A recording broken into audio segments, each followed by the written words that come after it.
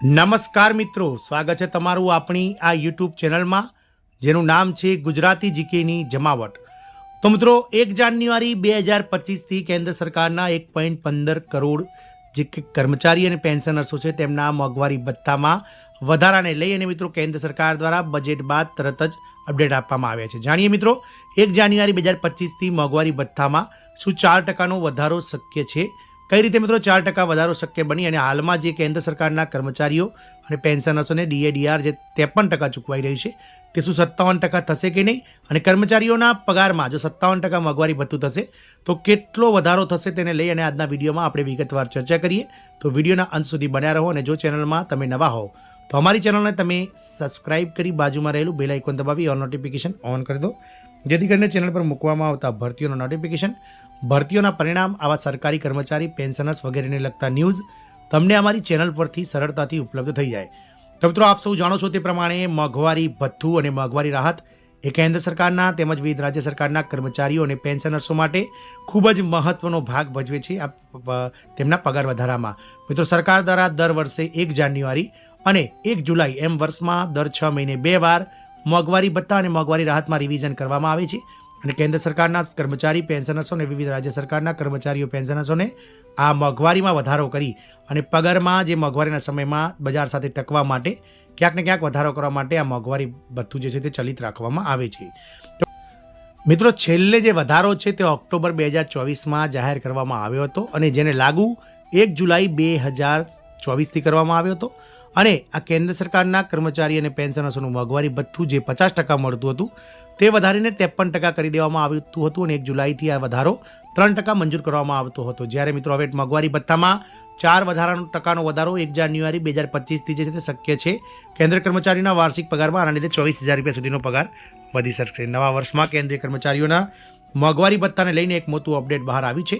1 જાન્યુઆરી 2025થી અમલમાં આવનાર મોંઘવારી ભથ્થામાં વધારાની પુષ્ટિ કરવામાં આવી છે। મોંઘવારી ભથ્થા સંબંધિત ઓલ ઇન્ડિયા કન્ઝ્યુમર પ્રાઇસ ઇન્ડેક્સના ડેટાના આધારે વધારાનો માર્ગ સાફ કરી રહ્યો છે। ચાલો આંકડાઓની ગણતરી કરીને ડીએ વધારાનું ગુણાકાર સમજીએ। તો મોંઘવારી ભથ્થાના પુનરાવર્તનમાં ઓલ ઇન્ડિયા કન્ઝ્યુમર પ્રાઇસ ઇન્ડેક્સના આંકડાઓ ખૂબ જ મહત્વપૂર્ણ ભાગ ભજવે છે। 7મા પગાર પંચ હેઠળ મોંઘવારી ભથ્થાની ગણતરી અખિલ ભારતીય ગ્રાહક સૂચકાંક ભાવ સૂચકાંકના આધારે કરવામાં આવે છે। ડીએમાં વધારો 6 મહિનામાં સરેરાશ ડેટા દ્વારા પુષ્ટિ કરવામાં આવશે। તે જ સમયે ડીએ માટે જે જાન્યુઆરી 2025થી લાગુ કરવામાં આવશે।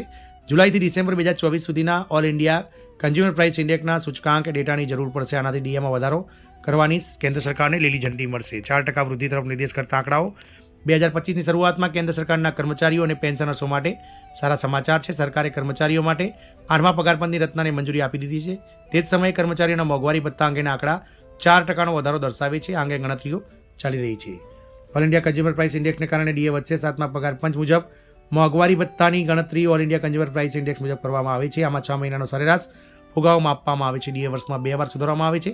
પ્રથમ વખતના સંશોધનમાં પાછલા વર્ષના જુલાઈથી ડિસેમ્બરના ડેટાની સરેરાશ ગણતરી કરવામાં આવશે, જ્યારે જાન્યુઆરીથી જૂન સુધીના ડેટાના આધારે મોંઘવારી ભથ્થું સરેરાશ લઈને જુલાઈથી વધારવામાં આવશે। બીજા અડધા આ વખતે જાન્યુઆરી 2025નું મોંઘવારી ભથ્થું જુલાઈથી ડિસેમ્બર 2024ના ઓલ ઇન્ડિયા કન્ઝ્યુમર પ્રાઇસના ડેટા પરથી નિર્દેશ થશે। નવેમ્બર સુધીના આંકડા જાહેર થયા છે। નવેમ્બર સુધીના ઓલ ઇન્ડિયા કન્ઝ્યુમર પ્રાઇસ ઇન્ડેક્સના આંકડા સામે આવે છે। નવેમ્બરના આંકડા ઓક્ટોબરના આંકડા જેવા જ છે, પરંતુ ફુગાવાનો દર 0.49% વધ્યો છે, જે અંતર્ગત 3% વધારાની પુષ્ટિ થઈ છે। જ્યારે ડિસેમ્બરના આંકડા હજુ આવવાના બાકી છે। જો ડિસેમ્બરના આંકડાઓમાં મોંઘવારી દર 1% વધે છે તો મોંઘવારી ભથ્થામાં 4%ના વધારા સાથે 57%ની પુષ્ટિ થશે। ઓક્ટોબર 2024 અને નવેમ્બર 2024 માટે ઓલ ઇન્ડિયા કન્ઝ્યુમર પ્રાઇસ ઇન્ડેક્સનો આંકડો 144.5 પર સ્થિર રહ્યો હતો। પગાર અને પેન્શનમાં વધારો થશે। મોંઘવારી ભથ્થામાં 1%નો વધારો પગારમાં પણ વધારો કરે છે। મોંઘવારી ભથ્થું મૂળ પગારની ટકાવારી તરીકે આપવામાં આવે છે। હાલમાં 18,000 રૂપિયાના લઘુત્તમ પગાર પર 53% મોંઘવારી ભથ્થું આપવામાં આવી રહ્યું છે, એટલે કે પગારમાં 9,540 રૂપિયા જે છે તે ડીએ મળી રહ્યું છે।